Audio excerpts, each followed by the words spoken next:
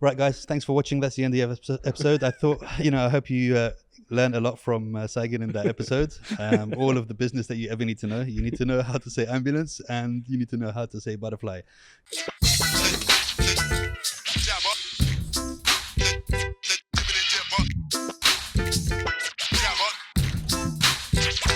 Guys, welcome to another episode of Jibber with Jabber. Today I have Saygin Yalcin with me today. Yes. That's correct, right? Yes. See, you say correct like I actually guessed it, and you didn't tell me how to say it properly like 5 minutes ago.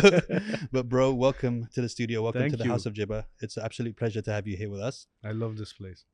We love you too, man. I really love this place. I mean, I don't know if you guys can see it, but this place is a theme park. It's Dubai's best kept secret.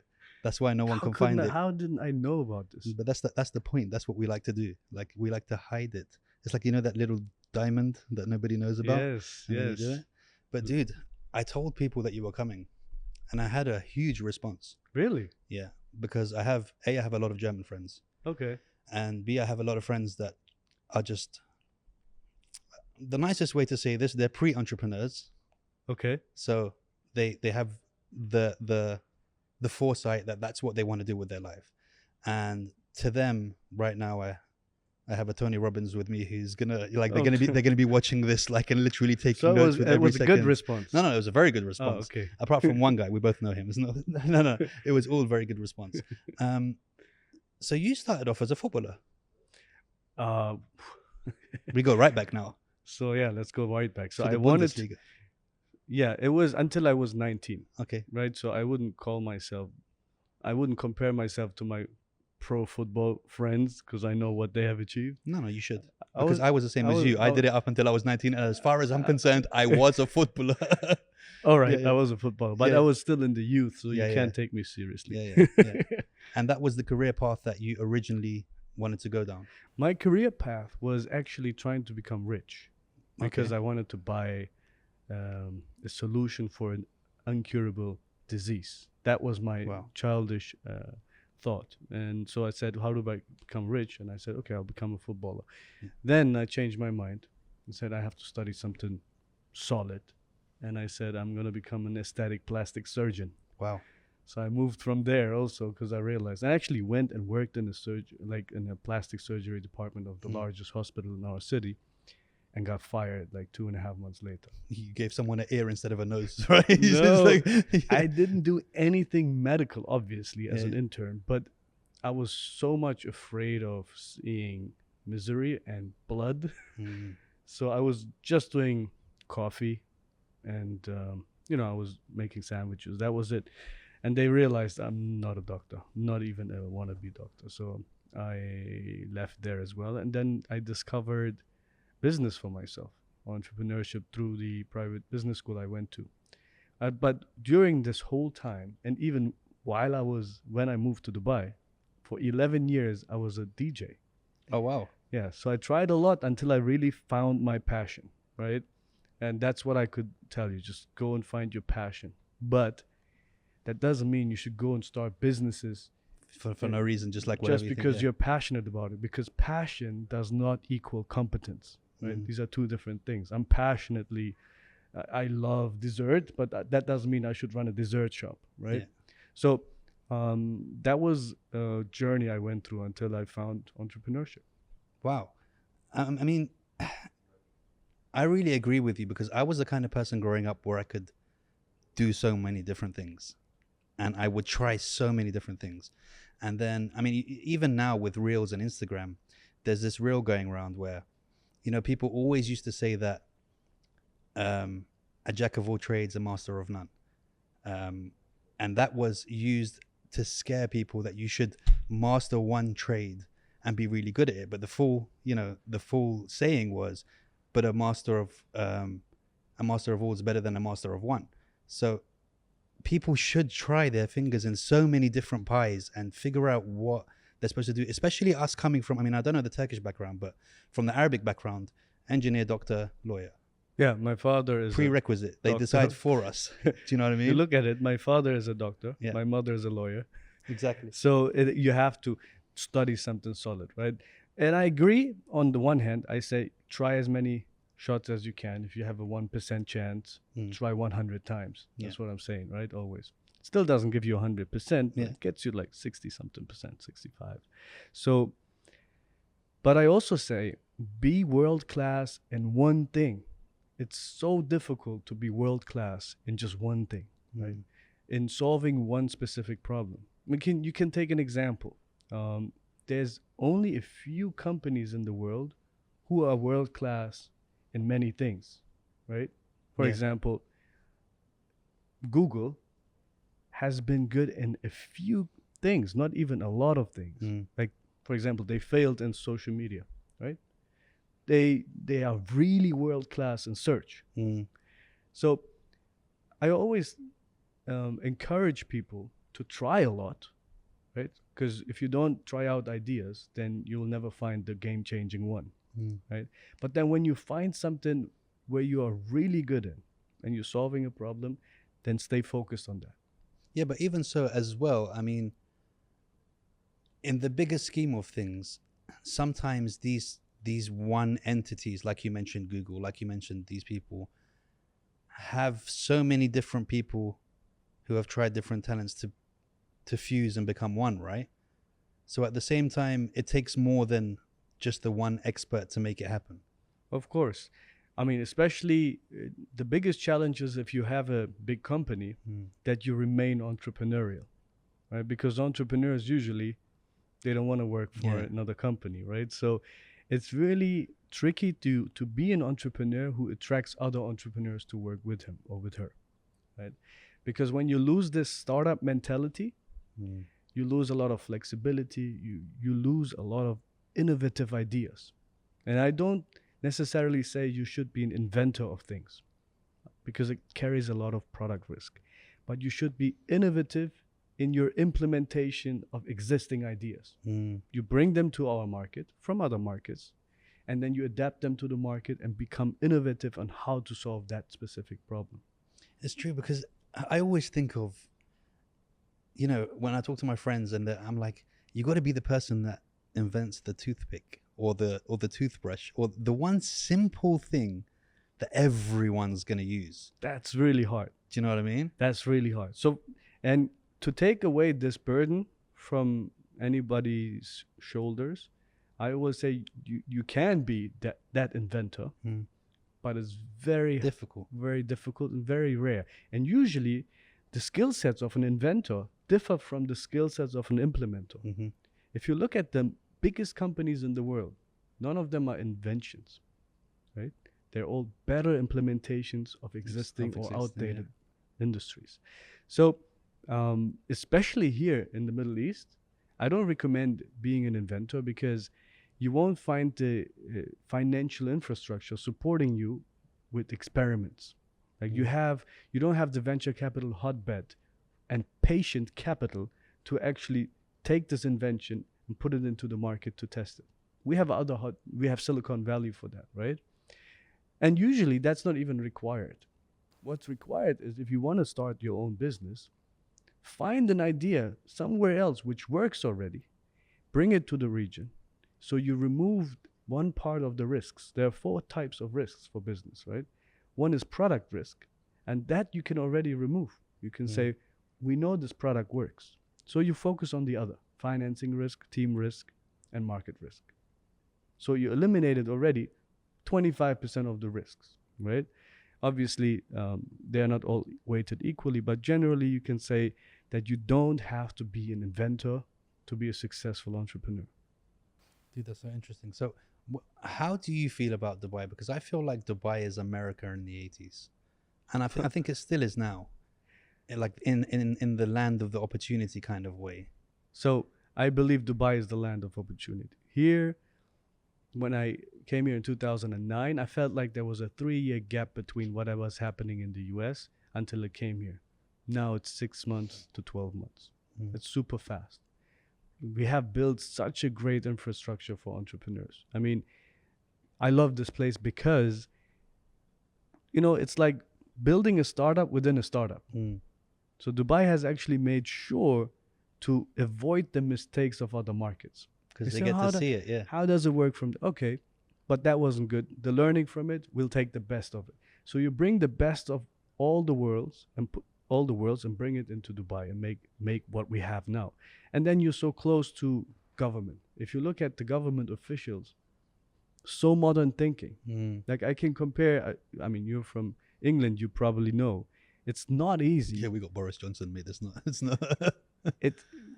They might be good politicians, I don't know. But what's important is it's very hard to get in touch with them to change certain things which might not be beneficial for entrepreneurship. Here you have that reaction right away. How can we help you to build a business which makes sense? Because, you know, without the businesses, there are no people being hired here. Without people being hired here, we have 90% less people living here, right? And they're creating opportunities for themselves as well as for the entrepreneurs as well, because having something work here works in their benefit. Of course. I mean, look, what I always believed is the best thing you can do for society is to build profitable businesses, because they survive you, hopefully, and then they let other people feed themselves, right? So you get hired by that company, you feed your family. So the organism, the company itself is actually feeding society. And that's one of the three systems which have to work. Amazing. So with the Sukkahcom, long time.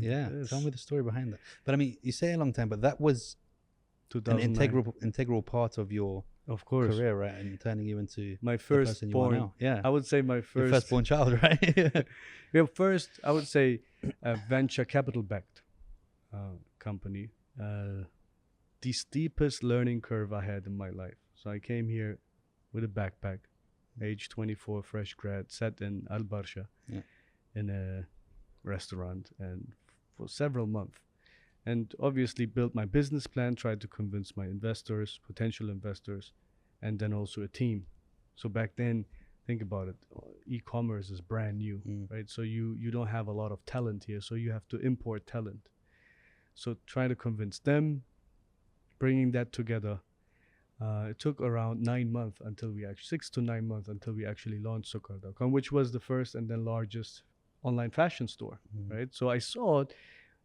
Well, I had a very simple algorithm, I must say, right? I said, if you have a great product and you have a big audience, if you bring that together, the result is a big business. That's what I thought, right? So I said, okay, a great product, online fashion seems to be working everywhere in the world. Why shouldn't it work here, right? Do people wear clothes? Yeah, so it should work.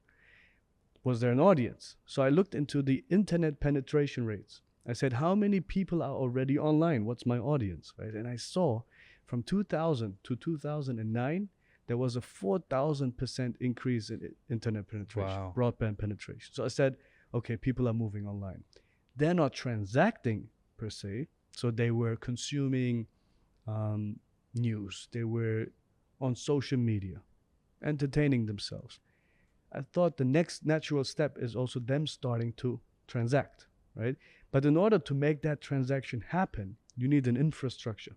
So what do you need? You need to be able to get the license first. So we had to work on the regulatory frameworks. You have to have the product. So you have to have the warehousing, the logistics, the picking, the packing, the delivery. Then you have to have the payment software, right? So the payment gateways.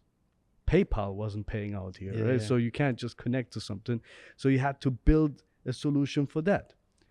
We started off with cash on delivery, but cash on delivery isn't really great, it's not right? ideal, is it? So what you have, or what I would say, what we have built back then is an infrastructure for many other entrepreneurs to tap in, right? So when you started in 2015, you could just go to the economic department and get your e-commerce license. You couldn't do that in 2009. So you could tap into the logistics services. You can tap into the payment gateways. So there's, we didn't only build one company. Well, with my partners, obviously, later on, we built a whole ecosystem for it. And I think that is something we gave to future entrepreneurs. And how did it feel when it came time to sell it? Because it got bought by Sukkahcom, right? Yeah, we merged it with, so Sukkahcom was back then the eBay model. Yeah. Right? So it was auctions. And Sukkah was e-commerce with stock. We had inventory. So eBay doesn't hold inventory, right? But Suk had a lot of traffic. and millions of people actually were visiting the website, but no warehousing, no logistics, nothing. So Sukkar, we had that. So we thought when we bring this together, this would actually be amazing, because first of all, we would add fashion, which is a high margin product, to Souk. But also we could remove the auctions and turn it into the Amazon model. And that's what actually happened. And now Then Amazon bought it for 580 million. So yeah, then actually now it is Amazon, right? That's crazy. That is fast forwarding my life. But then obviously in the meantime I had started another company, which is now the largest online car trader in the Middle Yeah, no, East. we're gonna get to that, bro, because I want you to go outside and have a look at my car, see how much I can get for it. So how does it feel from wearing a backpack to selling a company for that much? And what's the reality of it? And like, talk me through that moment where you're like, okay, this is real now. Well, technically it didn't change anything in my life. If you look into my lifestyle now, it's actually downgraded. Right? I live in Sport City in a 1-bedroom apartment. I was living in a mansion. I had all these exotic cars and whatever. I would say status objects, which I didn't really enjoy.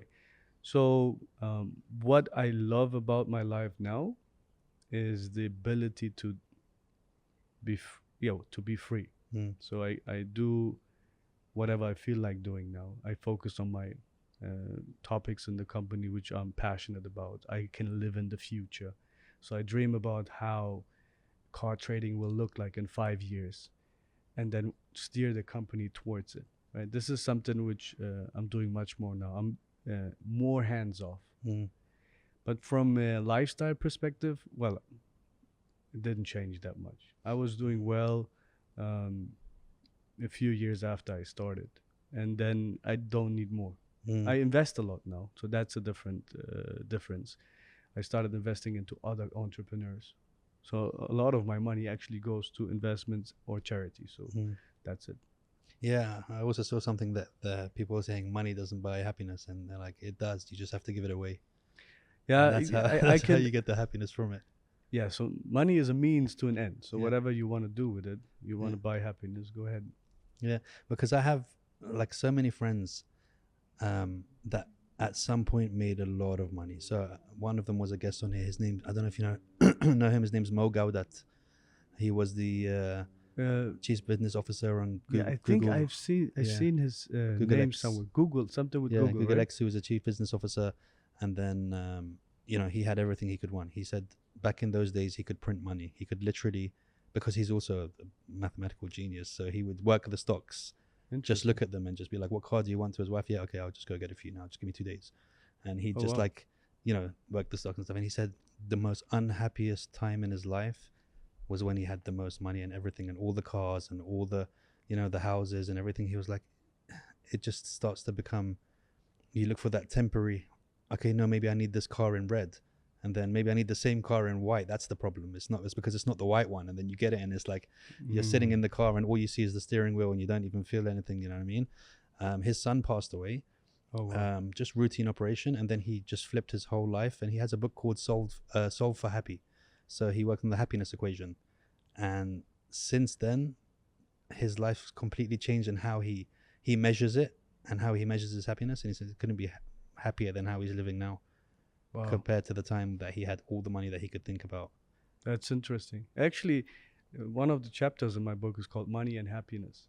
And I analyzed happiness for myself a bit, and I realized that happiness is just a swing, right? So an upswing from your baseline.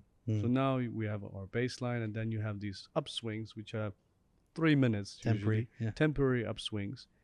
And what is interesting is that rather than having one intense upswing, I'd rather have small upswings, but more frequently. So now I actually maximize the frequency of happy moments rather than one big happy moment, and it's gonna last for 3 minutes anyway.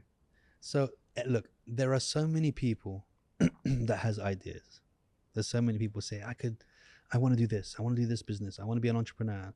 How does someone go from having ideas to actually making it a reality?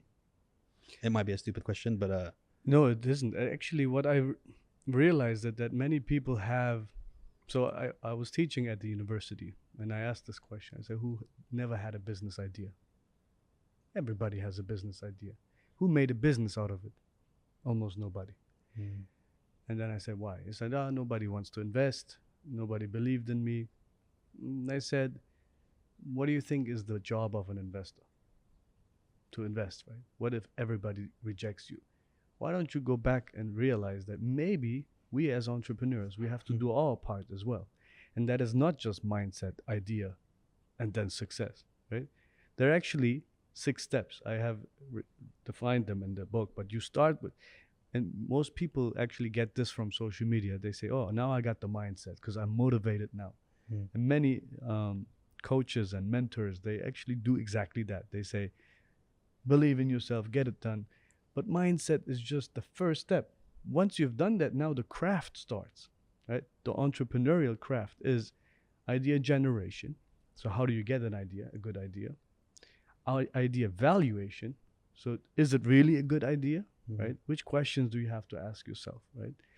Not everything that glitters is gold.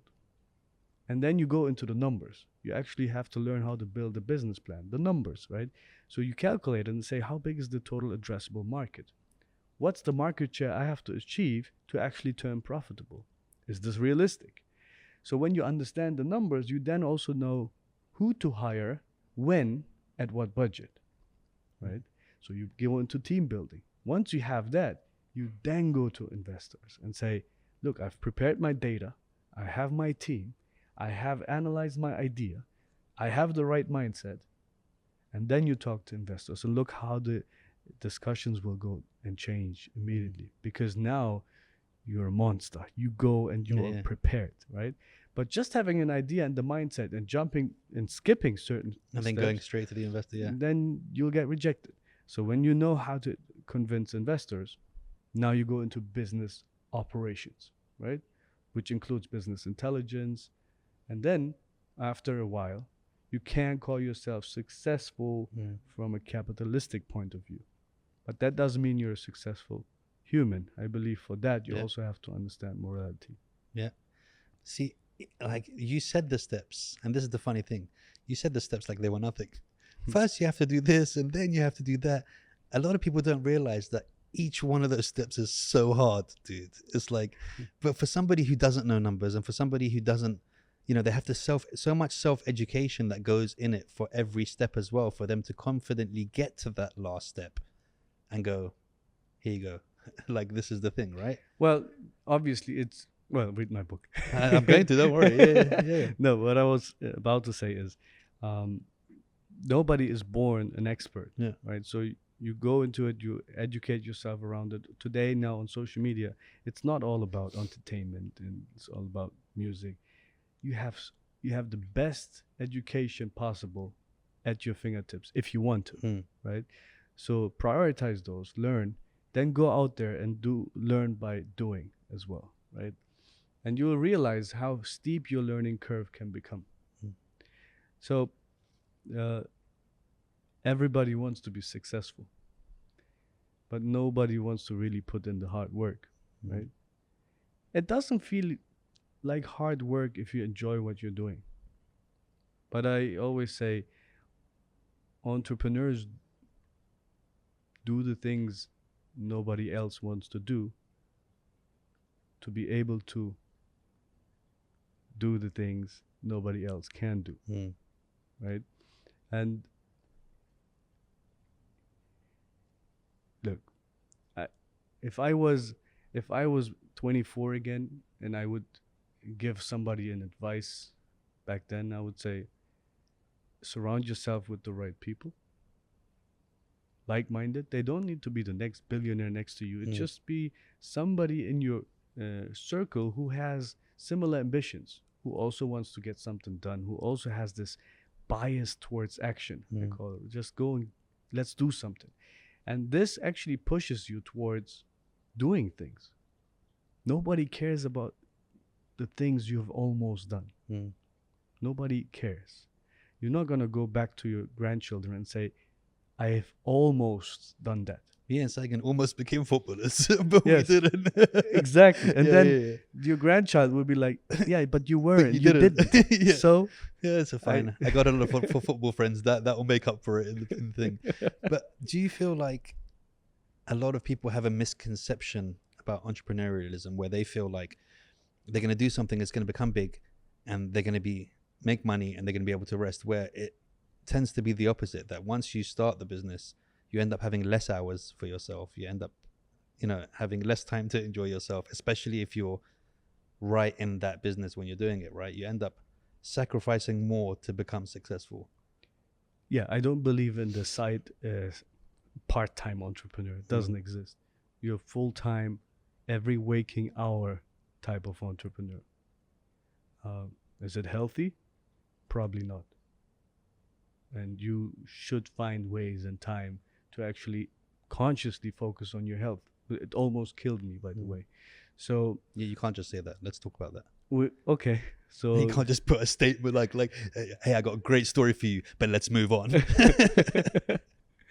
I'll get into that. Yeah. So generally, I see a lot of trends now on social media where people are talking about side hustles. Mhm. And saying, how do I make money? How do I become rich just passively, just doing nothing? Or just, set up some automated way of doing business. That is not entrepreneurship. Entrepreneurs solve a problem in the market. And you can't just solve a problem on the side, right? You have to focus on it 100% of your time.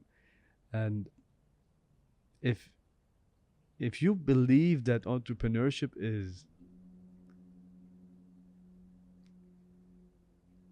it's just Quick fix. it's just not if it's a way of making money, then you probably have misdefined your goals.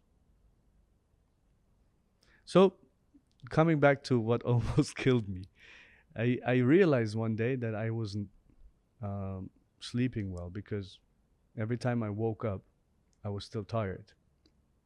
So I started losing hair, like big like bunches of hair, not like regular alopecia, but it just fell off. So I went to the dermatologist, and he said, no, you should go to the neurologist. Wow. And he said, well, I'm about to burn out, and if I go on like this, I would just get a heart attack or a stroke and die from it in my early 30s. Wow.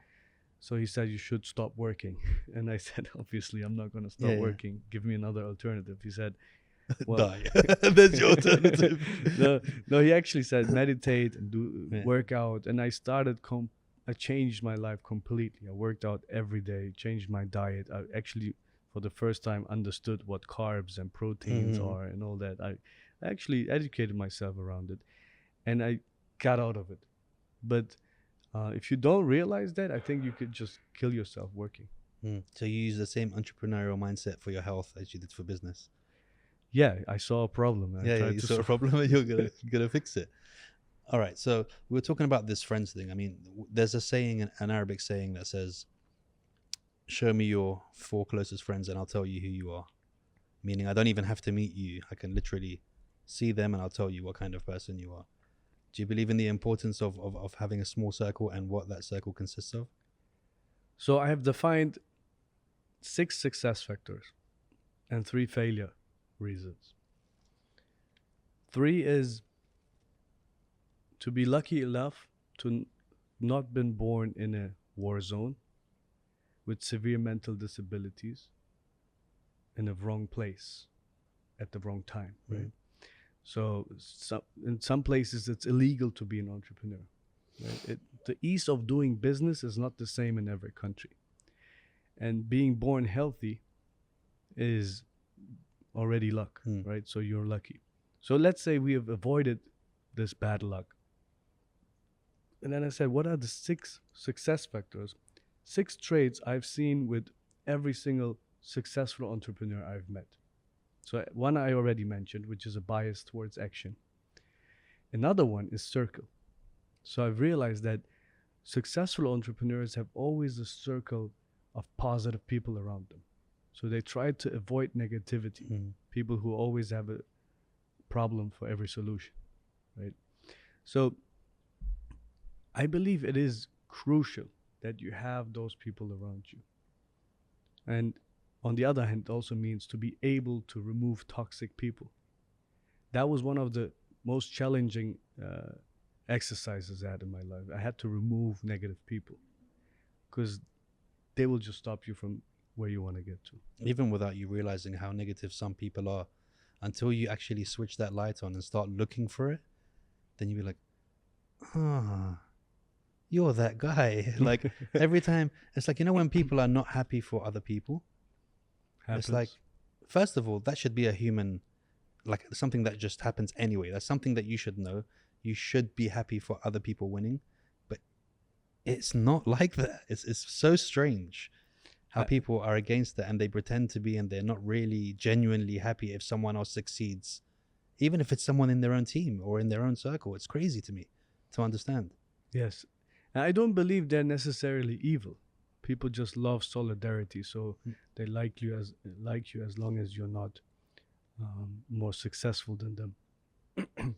What I've seen with the most successful people around me, from a capitalistic point of view, are those people who call me just to ask me how I'm doing. Yeah. And hang up. And not how are you without actually meaning it, and then coming to the thing they actually need from you. And that was really something I've seen in those people. It doesn't necessarily mean that you can't be like that if you're not rich, but I've seen it with some people who are like that. But isn't it funny sometimes when you do that, you call someone just to see how they are, and they're like, no, really, what's up? And you're like, nothing. Like, yeah, I just wanted to check up on you. They're like, no, but really though, really what? Like, go on, tell me. And you're like, you get scared. Man, we're all lost here. I just wanted to know you're okay. Like, what's the deal? And people don't do that anymore. It hit me once it happened, and I was like, this guy just called me to really see if I was doing okay. And it's sad, right? Because I remember the moment, I don't know if you remember, in late 90s, I guess, when we got the first cell phones. Yeah, of course. Right? I didn't lose my friends back then, the attention. I started losing them when we got the SMS flat rate. Yeah. That's when I started losing my friends, because for the first time, I remember I was looking into everybody's hands and they all had the phone and they were chatting with other people. And it was so different because for all my life, we didn't know, you remember that? We didn't know where we should meet. We would just go to this one part. I said this in the other podcast. You did? It's like you either knock on someone's door. If he's not there, there's two places he could be. He could be at the next friend's house on the way on the route, or he's in that park over there. Exactly. And if you had missed that one, you've lost them for the whole day. If they had moved on to the next trip, that's it. You're too late. You missed it. You're not seeing them again for the day. Or you call the parents and say, is he home? Yeah. This was beautiful because I felt like we had conversations, right? We were talking for hours in a circle. Yeah. Nobody had phones. The SMS flat rate killed it. And then obviously later on we had the chat programs and social media. We stopped seeing each other. And that is sad. It's a big problem. And do you know how many arguments I've had? And I would say recently in the last 2 years with friends of mine where I'm trying to explain to them, I'm like, listen, I don't want to have this conversation on WhatsApp. Because I call people. I'm a caller. And this day and age, nobody wants to talk on the phone anymore. They just want to get the message. I'm like, I don't want to have a conversation with you over 8 hours on WhatsApp that we could have in 5 minutes. And I want to hear your voice. Yeah. Like, I like to hear my friends' voices. I want to see if maybe I ask you a question, I can hear something that, he might not be feeling right. Because nothing can get translated in text. Like, sometimes when you're messaging someone and they say, well, why are you getting angry about it? And you're like, what are you talking about angry? I'm eating a mango in one hand and a banana in the other hand. I'm not angry at all. But like, things get misinterpreted because it's dead. There's no emotion in it. Do you know what I mean? So I get people, I'm like, listen, I'm going to keep calling you. Like, you're eventually going to have to answer and have a conversation with me. Like, what? Like, I'm 40 years old, bro. I'm ancient when it comes to technology. Like, I want to speak to my friend. I want to hear him laugh, not see that little smiley face with the 2 tears coming out of it. Like, do you know what I mean? It's strange how people don't like calls anymore. We're all too busy to be friends, right? You can't be too busy for a call, dude. It's like Yeah. human communication. Like the voice is the last thing left if you can't see the person. I feel like we're the last generation. Yeah, that's it. We After us, it's didn't done. have that. After us. So yeah, if you're younger than us, which Yeah, could if you're happen. younger, just call me, man. I just want to hear your voice, man. No, but really, I mean, I know I'm repeating it, but like, this is a very big problem for me, dude. Yes, Like, and I don't like you, it You can't imagine how many fights you could have avoided by just picking up the phone, bro, and just Yeah. talking.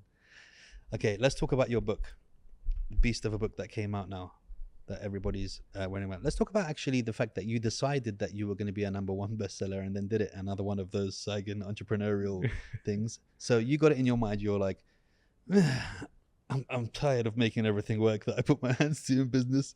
I'm going to be a #1 best-selling author now. It was almost like that without the dirt Without on the the dirt, shoulder. right? You're just like, So what I did is, in my bucket list, one of the items is make a list of things you want to achieve mhm. and then go achieve them. Right? If you don't know where you're going, you will never arrive. So I said, okay, write a best-selling book, become a best-selling author, right? And for years, I've been collecting ideas, just jotting down ideas. Just said, hey, this would be interesting. Don't forget it. Just put it down. Then, for 1 year, I structured it. For another year, I actually wrote it myself, the whole book. And another year to actually publish it. So this is a 3-year pure work. 3 years Wow. of pure work. And then obviously I had 30 people working on it to make it nice. Right? You're like, look, I did this by myself for the first year, and then the second year I did that, and then the third year I did that just to prove it. And then I had 180 people who are all just writing all the stuff, choosing the colors, getting everything right and stuff. Yes, Okay, why the title? Which is, let me just get it now. My children will be born rich, which makes me feel like a failure because my children are not rich and they're already born. But why did you choose that title? Because it actually combines the things I actually mentioned in the subtitle. Very handsome picture on the front, by the way. Thank you. see? And the book is actually how to win in capitalism and morality, Okay. right? And I thought this title combines both.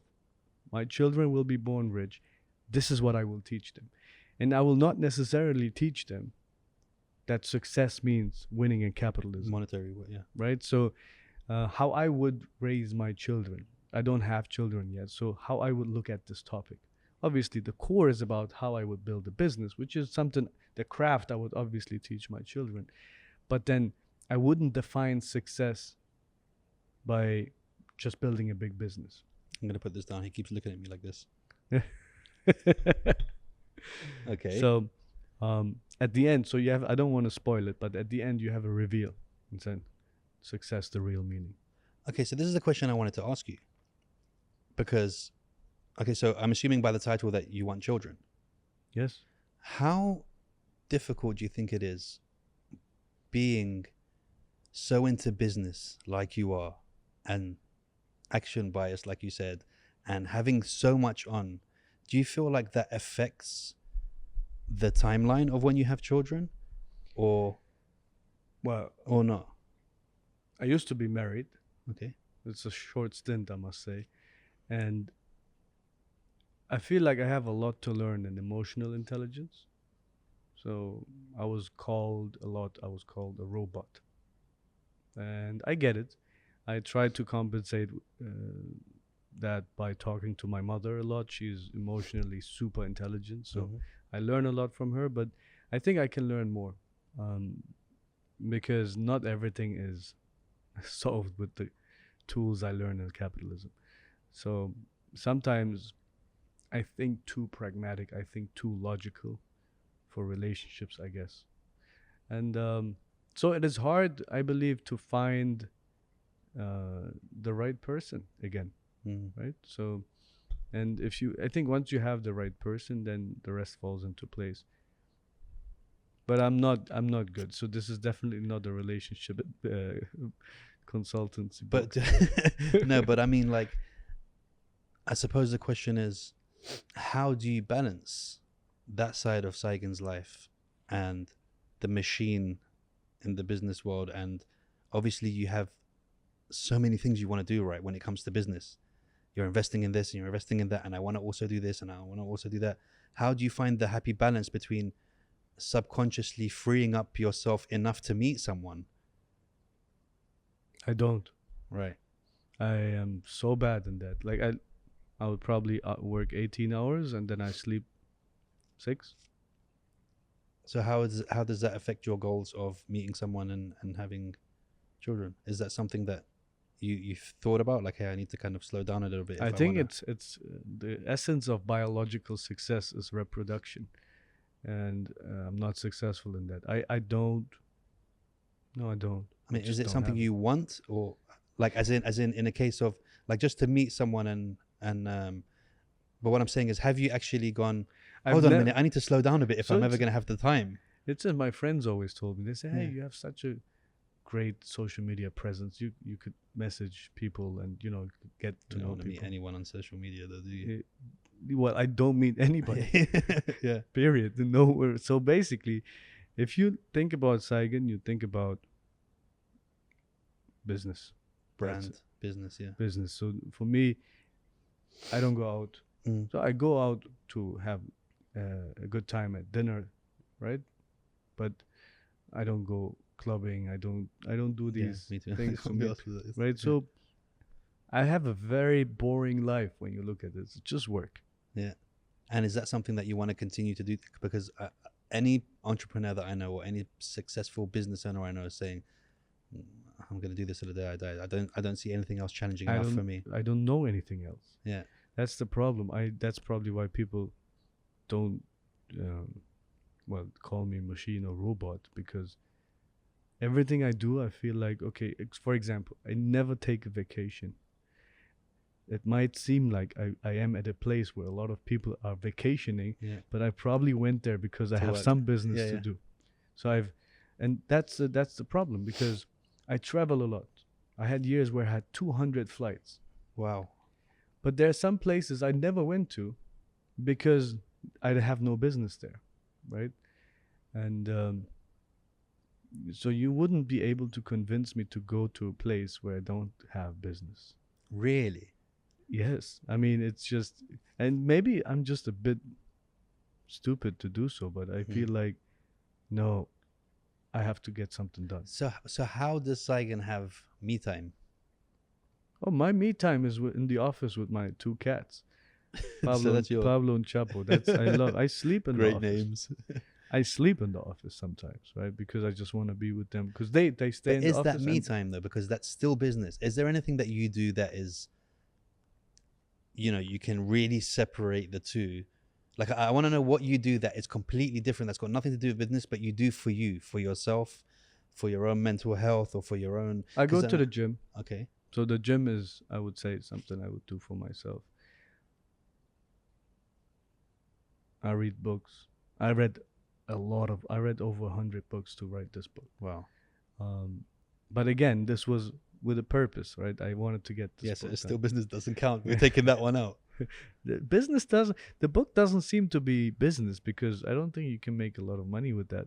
And I knew this. I Yeah. actually just want to get my thoughts out, because it answers a lot of questions I've been getting on social media. How do you build a business? How to do this and that? So this is my answer. It's crazy, dude. Just the thing, because I was talking to my friend about this the other day, and I mean, obviously, no disrespect to you, I couldn't do that personally. Like, yes, I would like to have financial freedom, but to have such a huge business and have so much responsibility of all the employees and making sure everything goes right and make sure all the audits are done right and all of these things, like, for me, I feel like I couldn't bear it. Like, for me, I don't feel that I'm mentally healthy. Like, I know there's some. I realized this when we're going to the beach tomorrow before you fly. I'm gonna be like, I'm gonna show you some So- volleyball and just make you do something different for one day. Can you imagine? I've been here 13 years. I went to the beach once inside the water. And I don't know why I went there, but anyway, Even that one. I Bro, realized we're going to the beach, I bro. realized, Yeah. for example, when you run a company, Yeah. good things happen, but also a lot of bad things happen. For example, one of my employees died, right? So I basically I saw him and told him, "Why are you still in the office? It's late." He said, "No, I have to get something done." I said, "Don't overwork yourself." And I never saw him again. Wow. He died of a stroke. So I realized that's not good, right? So my director came to me and said, "Hey, you know, he died." I said, "Of course I know this. This is sad. We'll take care of everything." That wasn't the point. I realized I was not emotionally intelligent at that moment. Why would I even? Of course we take care of everything, but a human just died, right? And I realized that I had lost a lot of emotions with this pure capitalistic view. And I realized that that cannot be a good human if you're just thinking capitalistically.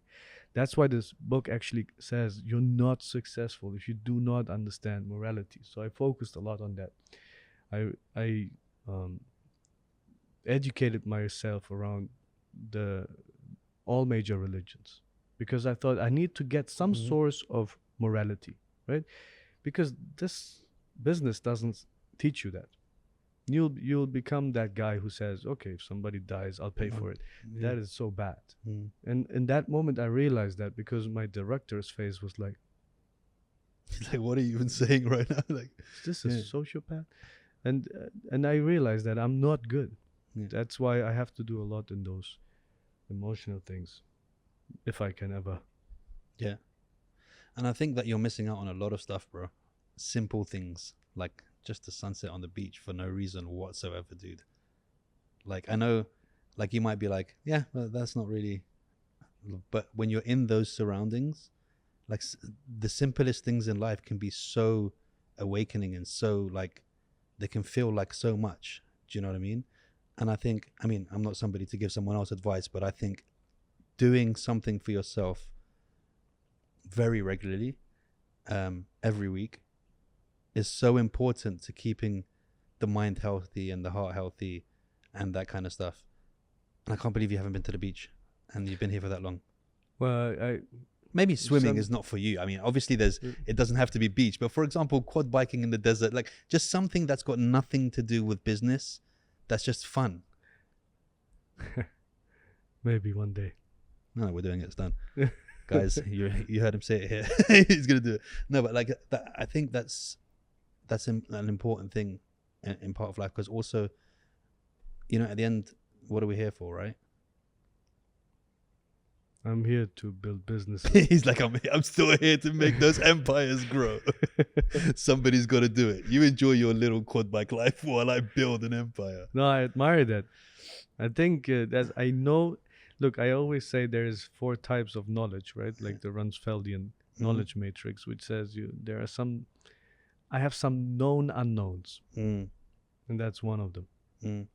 And I think also, children change everything, because it's not you anymore, right? It's their happiness that you have to focus on. So like with me, with my kids, I'm doing so many random things that it's just like reminded me of the simple dumb things that I used to do when I was younger. Like we were out the other day, I was taking them to school, and when you're walking into their school, they have these flower pots. There's a different flower here and a different flower there and a different flower there, and they were like, Baba, let's smell the flowers on the way. So as we're walking, and all the other parents are looking at us like we're crazy, but we stop at there's like 15 of them. We stop at every flower. Oh yeah, that one is nice, isn't it? Baba, come smell this one. It's beautiful. Oh, is it? And then I realized, man, things were so simple. Yeah. Like his day and their day was that much better because they took time to smell a flower. You know? And we grow up and we become assholes and we stop thinking about these kind of things because we're so caught up in our world, you know? Yeah, sometimes I miss those days. You know when your biggest problem was when the ball was under a car? Right? When it's gone under a car, or if somebody like had kicked it over somebody's fence, and the only problem was which one of us is climbing over to get it. Do you know what I mean? And you hope there's no dog. Yeah, right? Yeah, that's the way it is, man. That's the way. So let's talk about some of the rules. What are your top 10 rules in business? In business? don't run out of cash. Yeah, that's a good one. It's 1 to 10. But Let's just say in startups. so I have 28 rules of life in the book, but that's outside business, right? Inside business, well, I haven't. Well, I would have to come up with it. So I'm a new entrepreneur. I'm Yeah. coming to you. I'm saying, listen, I'm going to go on this route. What are the top 5 things you could, pieces of advice you could give me? Oh, okay. So one, but I can give you some from each piece from each chapter. But one is, I always say, keep your promises. I think the richest people in the world pay a lot of money for that. Sounds easier than it is, right? But if you're known to be the person who says something and actually gets it done and does it, then your words become currency. And they weigh a lot, right? And that also tells you if you talk too much, you devalue your currency. It's like printing money. It's like inflation. So I would say talk less, listen, talk less, and then answer in a summarized manner. I'm just going to do this now since you said that. In a podcast, I was it's hard to. That's all I do, man. Talk, yeah. No, yeah, I understand totally. In business, I think it's important to, well, that's one, I think, regarding your words as currency. The other thing I've learned is that entrepreneurs are problem solvers by combining resources. So you can never be the guy who gets all the credit, because probably you have a team who does all the work and you should give them the credit. But you should be the guy who takes all the blame. It's also important when I realized that I was never able to win without a great team. So in order to get a great team, I needed to realize, how do I make people want to work with me, right? Not just by paying them salaries, and that's that every company pays salaries, right? And you might pay a little bit more or less here, but I think it's if people really like to work with you because you are leading them, you value their opinion and empower them. So I have 4 rules for taking decisions, and it always involves my team, big decisions. So I don't take a decision before I find someone who disagrees.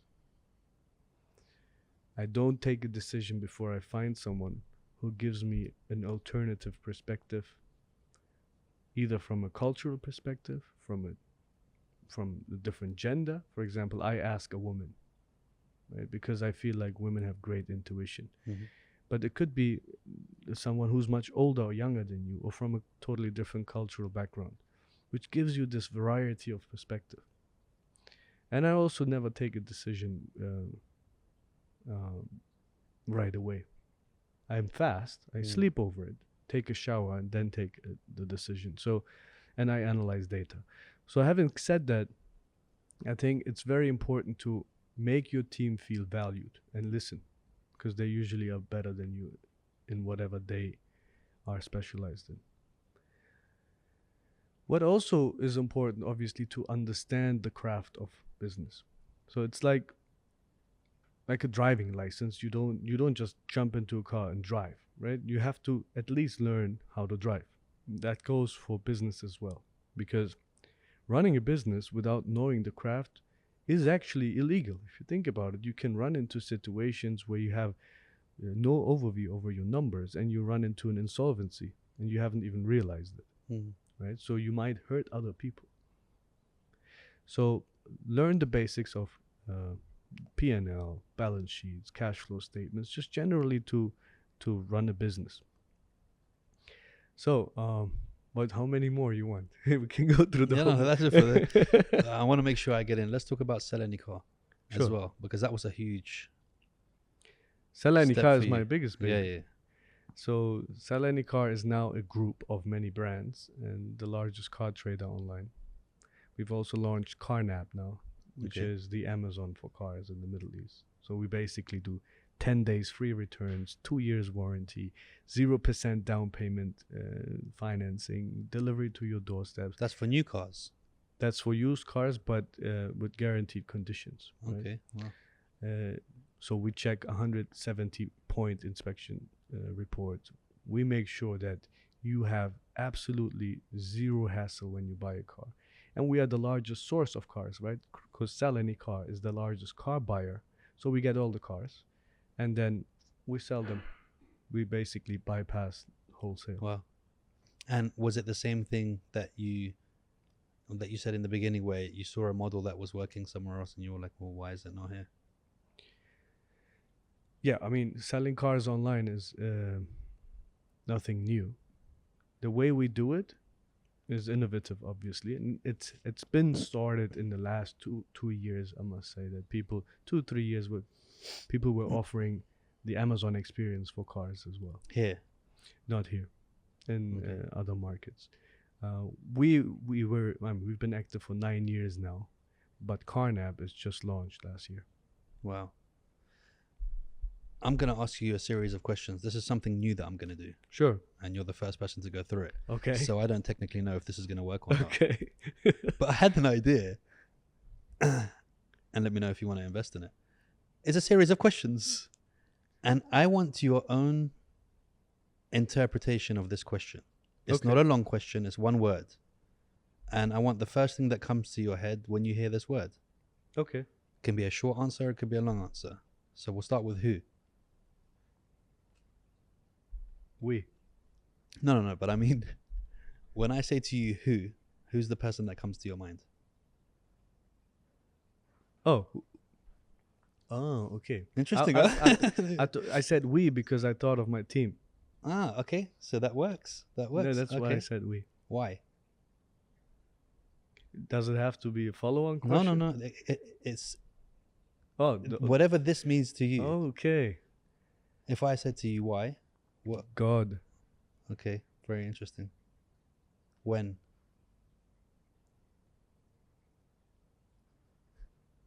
I don't know what that means. I don't understand time.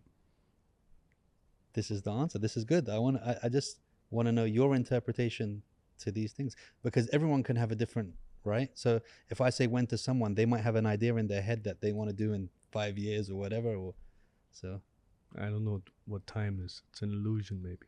it is, right? Where? Always here.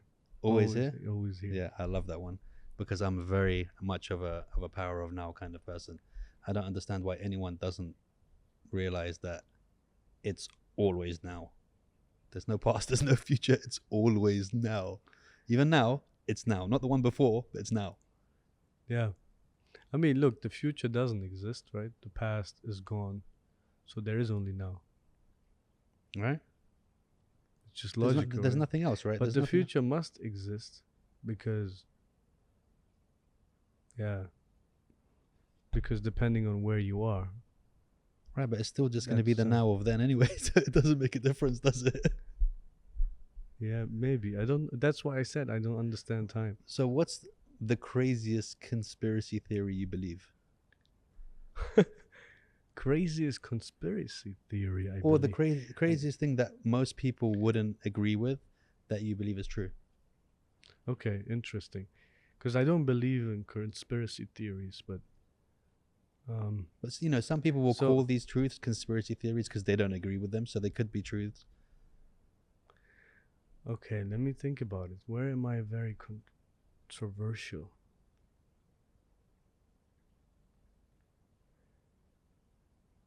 I don't believe you can solve the world's problems with the systems we have today. Elaborate. So we have capitalism, Mm-hmm. we have non-profit, and we have government systems. Those three systems exist and they have to work in harmony. Capitalists maximize profits, non-profits solve problems where it's not lucrative for a business to go into, for example, for rare diseases, and governments give you military, police, court systems, right? So all three together have to work together. You haven't built a system which makes all of them work together. And the solution for that is love. Mm-hmm. Right? If you don't have love, you can never solve the problems we have in the world. The largest problems in the world we have today is proliferation of nuclear wars, Mm-hmm. climate change, and fake news. So these are the three defined, the ones I have seen, largest problems in humanity. You cannot solve it with capitalism. You cannot solve it with non-profit, and you cannot solve it with government alone, right? The solution is always love. We have never solved for love. Mm. And that's why when people say there are forces who always are going to force you, there's never going to be a stop or end to war, for example. Mm-hmm. I do believe it. There's never going to be a stop to that. Too much money to be made. Because people, and it's not because of capitalism, it's because we haven't found a system which solves for love. We have built systems which solves for profit. We have built systems which solves for common good, like I would say governments solve for common good, but within countries, not internationally. And we have solved the systems. We have a system for non-profit, which usually is for small, non-lucrative, or for non-lucrative areas of life. But we have not found a system which combines it and solves for love. And that's why if somebody will solve the problem. But the thing is, can we make that system a reality? Is there any way other than it being a dictatorship of love? I mean, doesn't sound bad, a dictatorship of love, but I mean, in a sense where we we as humans are so this. different, right? I thought of like, would wars stop if there was only one country? Like if everything was run by one country, one government. Like basically just saying, there's no more borders. Everybody is the same nationality. It would still be run by man. We're earthlings. That's it, right? Would we then stop wars? Well, we'll probably stop. I don't know. I don't think we can solve it if we don't have a system for love. Nobody has. As long as even if there's that one country, it will still be run by a group of people. Do you know what I mean? Yeah. And that's the problem. I feel like people are the problem.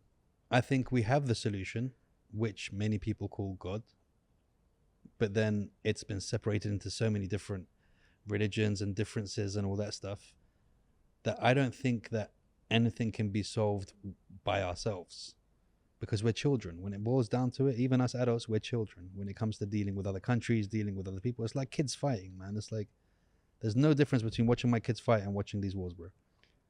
Yeah, there are some jobs I would not like to have. One of them is geopoliticians. Right. I don't like to have a job like that. It seems to be not fulfilling. But yeah, if that's a conspiracy theory, I might say, yeah, I believe that we haven't found a system which solves for love. Do you believe aliens exist?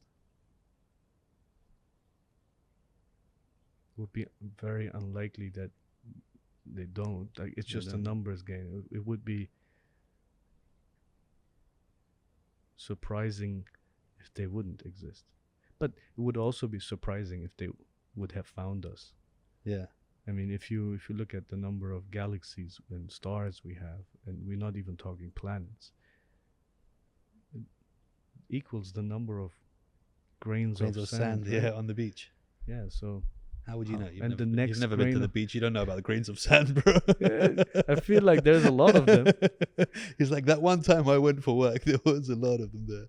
Imagine, if we have to go to the next star system, it's billions of light years away. Like 2.4 million, I guess. Yeah.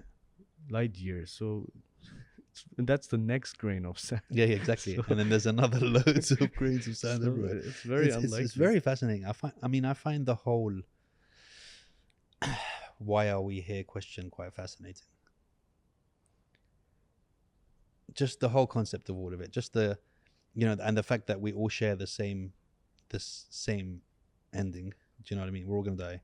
We all have something in common. with each other. So no matter what you are, no matter what you're doing, we have that one binding thing that is the same for everyone. Yeah, it just breaks my brain. I feel like if you don't believe in God, then all your why questions become how questions. Yeah. And look, you can define God in numerous ways you might want, but generally it's just like sometimes I really get sad because I ask too many questions. I say why, and then why, and then why, and then you end up saying, oh, I don't get it. And if I could just get into this endless loop and just break my brain, so I stop thinking about it. Yeah. Sometimes. But I think it's something interesting to think about every now and then. Just the awareness of it. I think that's something that everybody should be aware of, because to be aware of death is to live, right? To know how to live. The man lives two lives, right? One, the second one starts when he realizes that he's gonna die. Yeah, don't just exist. I say, don't just exist. I mean, at the end of the day, are you living or dying, right? That's what you mean. Yeah. And I don't know. Like, I love the fact that there is a perspective that tells you, look, after you die, there is another life. It sounds great. So I want to believe it. But then on the other hand, I say, look, if you die, who will remember you? For how long? If you're very famous, they might remember you for a few years, or on your death anniversaries. Your mother will remember you forever until as long as she lives. But then it's sad, right? Yeah, so I don't want to think about it in this perspective. That's why I say I should leave something on this world which makes me remember it. And the question I asked in the book is, who was the most successful human ever? Right? There have been over 109 billion humans already. Who was the most successful? Was it the richest? No. We forgot the richest. Was it the guy who lived longest? No. I feel it was the guy who has not been forgotten. So I realized who are the people who have not been forgotten. And then there's a lot of good people, but there was also bad people. So I then realized maybe that's also not success, right? So on the one hand, it also means if somebody was a bad human, the biggest punishment you can give this human is to stop talking about that person, because that person will disappear in forgottenness. But if you keep on talking about them, then you keep them successful. For some reason, we still talk about them, right? So I feel like success means not being forgotten for the good things you've done. So let's see.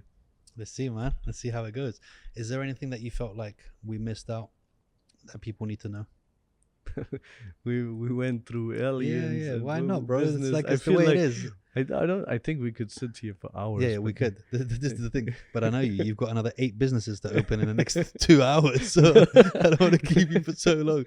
But is there anything important you feel like you want to say, that, or any advice you can give to this camera, to the people who are watching? Thank you for watching, guys. It's best advice. Be kind. Be remembered for being good. Dude, it's been an absolute pleasure having you with us. See how time flies when we're having fun? Thank you. Crazy. Yes. We need to do this again sometime for sure.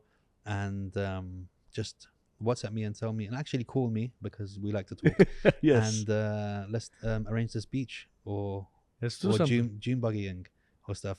And guys, I am gonna have a video in my story of Instagram of him at the beach in the water like this at the sunset, just enjoying it, and I'm just gonna tag it success.